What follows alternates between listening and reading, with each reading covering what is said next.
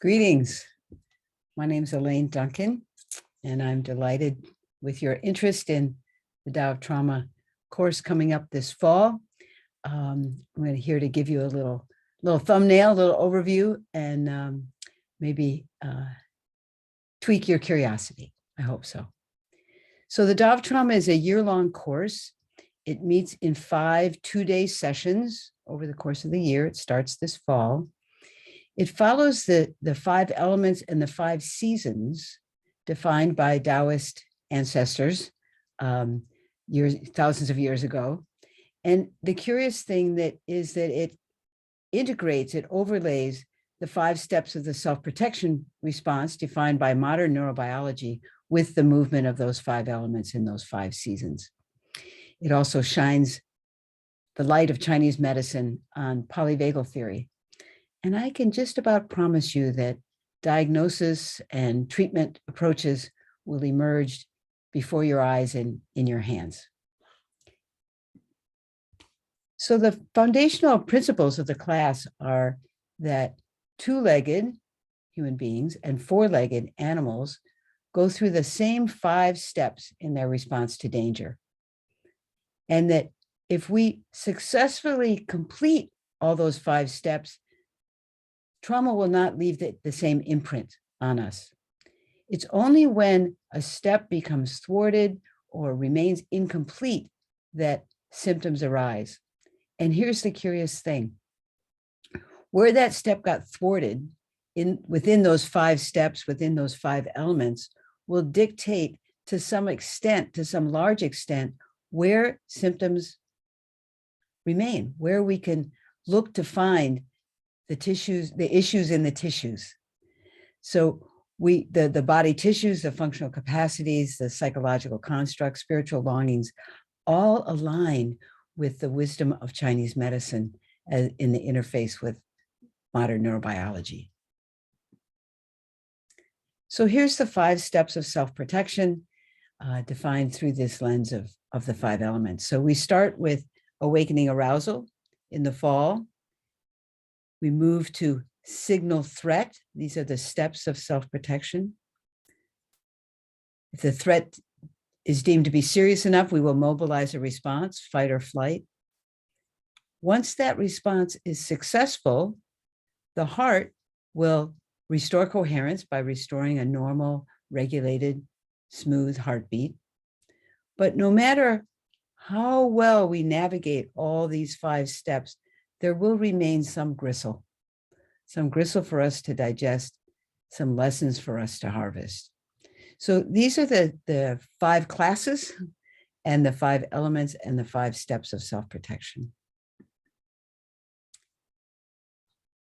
The resonant relationships within these 5 elements and certain emotions, organs, tissues, functional challenges, spiritual longings provide the lens for us to see beyond the general and overall dysregulation that a trauma survivor might evidence, but to see a more precise location of where that dysregulation might be found, how it might be hidden away for us to locate and work with and support an experience of completion.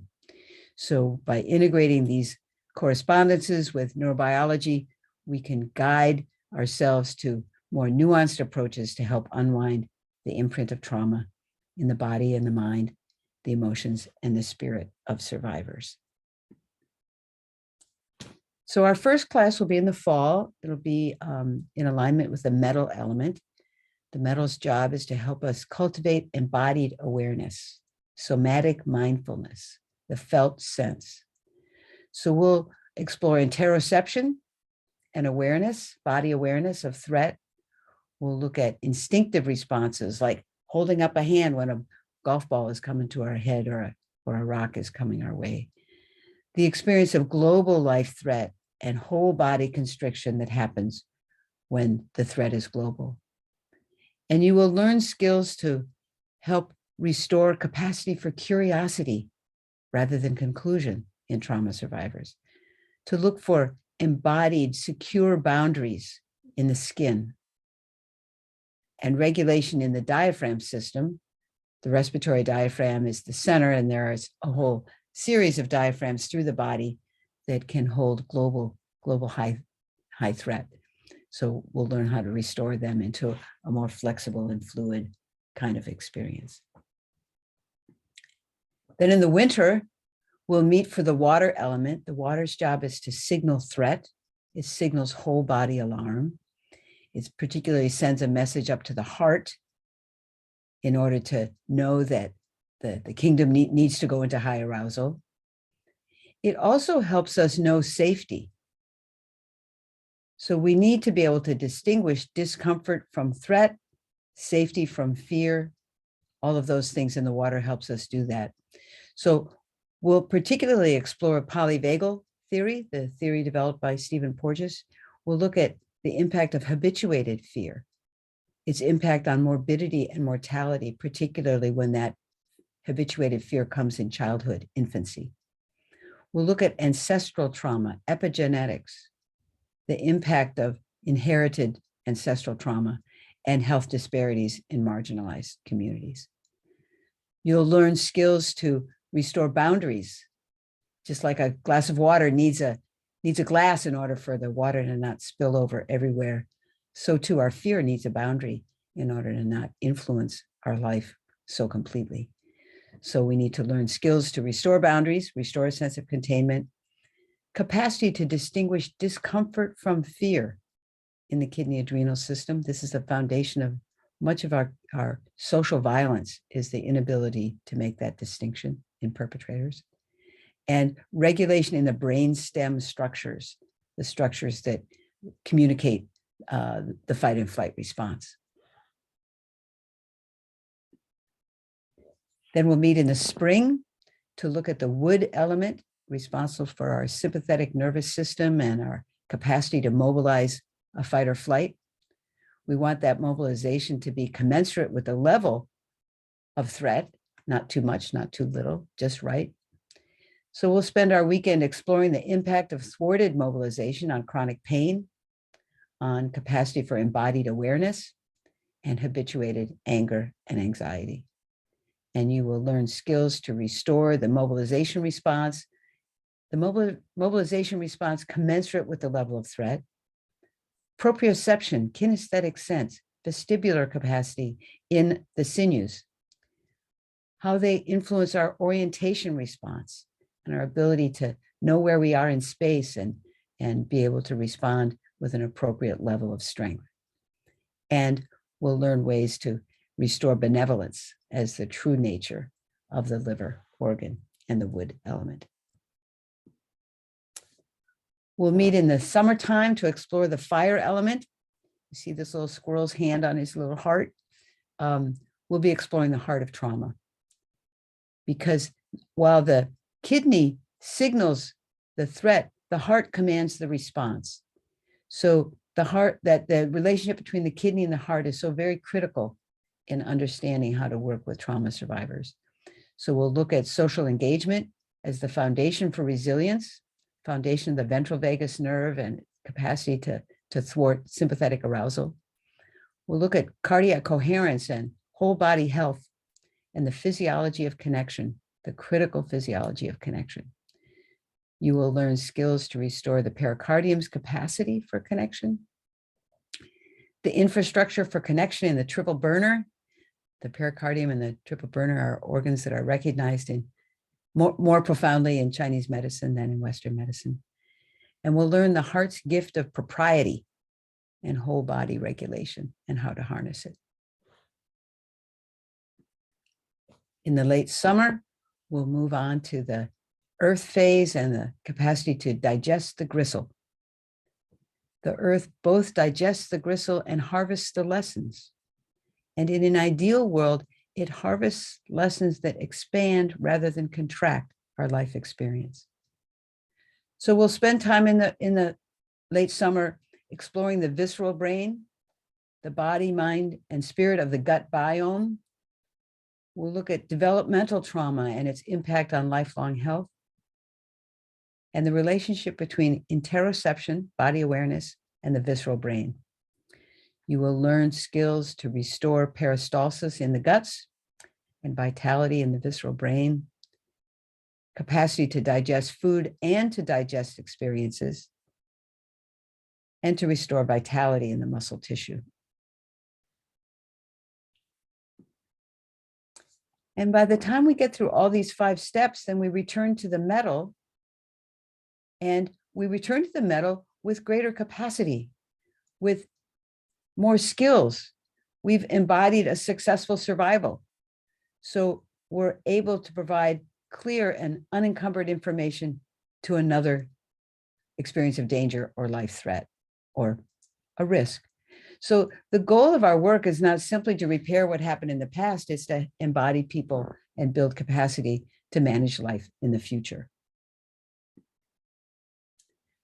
So you see, we can come to see survivor types, people who we tend to repeatedly get stuck in the same element, the same function in the self-protective response.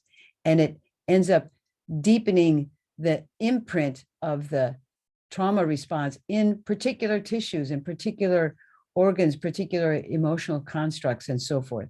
And we'll have a kind of a personality type in both a yang form, a more aggressive or outward directed status, and a more yin form, a more withdrawn or lacking strength kind of way.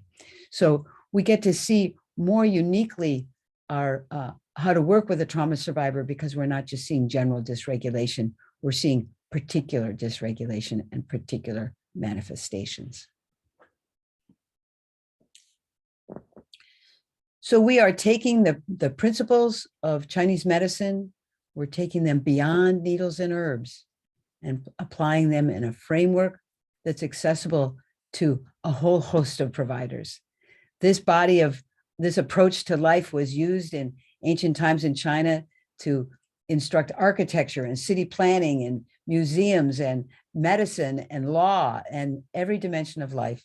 And the wisdom is rather profound and can be helpful to not just to acupuncturists, but to other medical providers and to somatically oriented mental health providers and body workers. Everybody's welcome. Our purpose, our goal, we want to reduce the burden on our public health, reduce the burden of trauma on our public health system. Because the truth is that being consumed by fear in childhood is highly correlated with alarming rates of adult morbidity and mortality. It's explored in the Adverse Childhood Experiences research at the Centers for Disease Control and gives rise to things like suicidality, depression, anxiety, but also irritable bowel syndrome, migraine headaches, addiction, insomnia, cancer, all kinds of autoimmune problems, all correlated very highly with early trauma. So this distortion of the kidney-heart axis has connections to so many dimensions of our life. Public health, legal system, education system, so many dimensions can be attended to through restoring regulation and balance in trauma survivors. We also want to help our nation to enhance its social intelligence. Unfortunately, when our mobilization response gets triggered, it has no social intelligence. When we are in a fight or flight response, we lose our capacity for relationship to mitigate it. And it can give rise to domestic violence, community, state-sponsored violence, state-sanctioned violence. And the more that we can help people find relationship as a means for mitigating that experience of arousal, the more safety we'll find in our communities, our households, our families, our workplaces.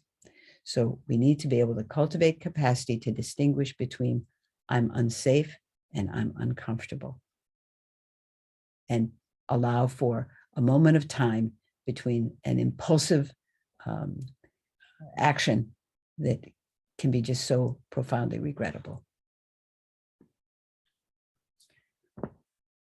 Overall, I say we're looking for cultural transformation through healing.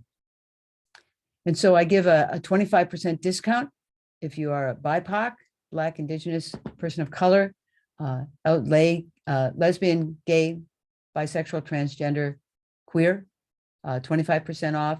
First generation immigrant, I want you here too. The importance of bringing this work into the crosshairs of our social polarization is critically important to me. So please come. One of my favorite quotes from Harriet Benefield and Ephraim Korngold in their book, Between Heaven and Earth. What is good for nature is good for humanity. What is good for one is good for all. What is good for the mind is good for the body. To harm a part is to harm the whole. What is bad for the heart is bad for the body. What damages one person damages all people. What injures the earth injures me. Conversely, to restore and preserve the good health of one body and mind is to foster the well-being of the whole of the earth and all life upon it. Trauma is vibrational illness, and it longs for vibrational medicine. Please feel welcome.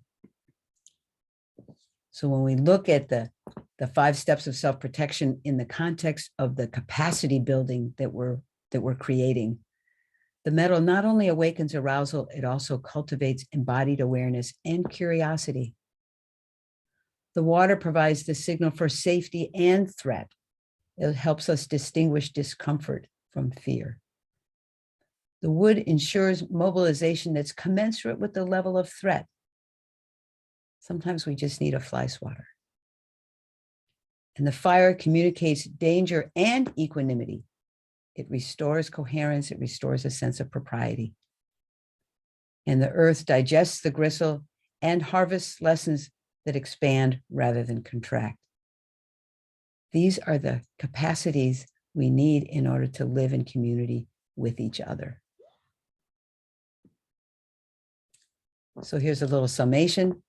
You will learn interaction, observation, and touch skills that help survivors complete the self-protective response.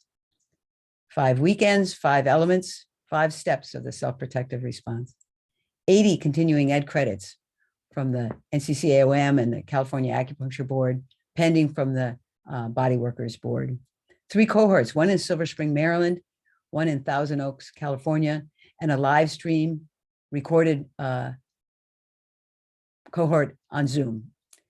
You can go to my website, integrativehealingworks.net, for more information about the schedule and fees and other questions you might have, or you can sure get a hold of me. All good wishes to you.